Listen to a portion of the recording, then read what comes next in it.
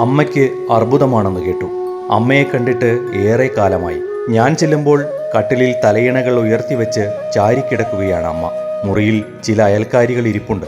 എന്നെ കണ്ടപ്പോൾ അമ്മ നീരസത്തോടെ ചോദിച്ചു, പത്രത്തിലും ടി വിയിലുമൊന്നും വാർത്ത കൊടുത്തിരുന്നില്ലല്ലോ, പിന്നെ എങ്ങനെ അറിഞ്ഞു? ആരും ഒന്നും മിണ്ടിയില്ല. അസഹ്യമായ നിശബ്ദത.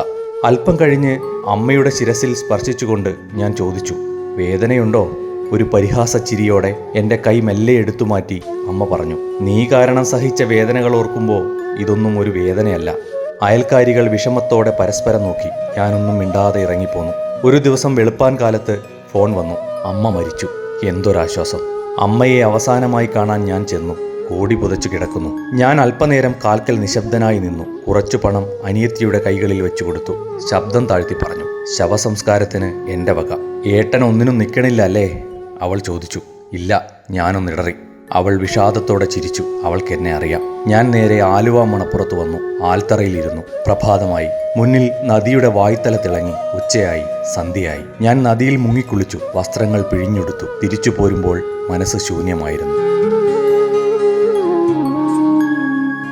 സ്വപ്നങ്ങൾ തകർന്നവരുടെ, ആശയറ്റവരുടെ കവിയായി, ദാരിദ്ര്യവും തൊഴിലില്ലായ്മയും കൂട്ടിന് അരാഷ്ട്രീയതയും കൊണ്ടു നടന്ന് നിഷേധിയായി ഒരു അവധൂതനെ പോലെ നടന്ന ബാലചന്ദ്രൻ ചുള്ളിക്കാടിൻ്റെ പൊള്ളുന്ന കാലം. അതാണ് ചിദംബര സ്മരണ. ചില ജീവിതരംഗങ്ങൾ മങ്ങിപ്പോകാതെ മനസ്സിൽ അവശേഷിക്കുന്നു. അവയ്ക്ക് വാഗ്രൂപം നൽകണമെന്ന് തോന്നി. അതിൻ്റെ ഫലമാണ് ഈ കുറിപ്പുകൾ. ജീവിതം ഒരു മഹാത്ഭുതമാണ്. ഒരിക്കലും പ്രതീക്ഷിക്കാത്ത ഒന്ന് അത് നിങ്ങൾക്കായി എപ്പോഴും കാത്തുവെക്കുന്നു. ആമുഖത്തിൽ കവി തന്നെ പറയുന്ന വാക്കുകളാണിത്. ചിദംബര സ്മരണയ്ക്ക് ആമുഖമെന്നോണം എസ് ജയചന്ദ്രൻ നായർ ചുള്ളിക്കാടിനെ അകക്കാമ്പുള്ള മരമായി വിഭാവനം ചെയ്യുന്നു. മണ്ണിൽ വേരുകളാഴ്ത്തി കാറ്റും മഴയും വെയിലും ഉൾക്കൊണ്ട മരം. ആത്മകഥാകാരന്മാർ സ്ഥിരമായി സ്വീകരിക്കാറുള്ള പൊങ്ങച്ചങ്ങളൊന്നും കാണിക്കാൻ ഈ കൃതിയിൽ ബാലചന്ദ്രൻ ചുള്ളിക്കാട് തയ്യാറാകുന്നില്ല. മറിച്ച് ജീവിതാനുഭവങ്ങളെ പച്ചയ്ക്ക് പകർത്തിവെക്കാനാണ് അദ്ദേഹം ശ്രമിക്കുന്നത്.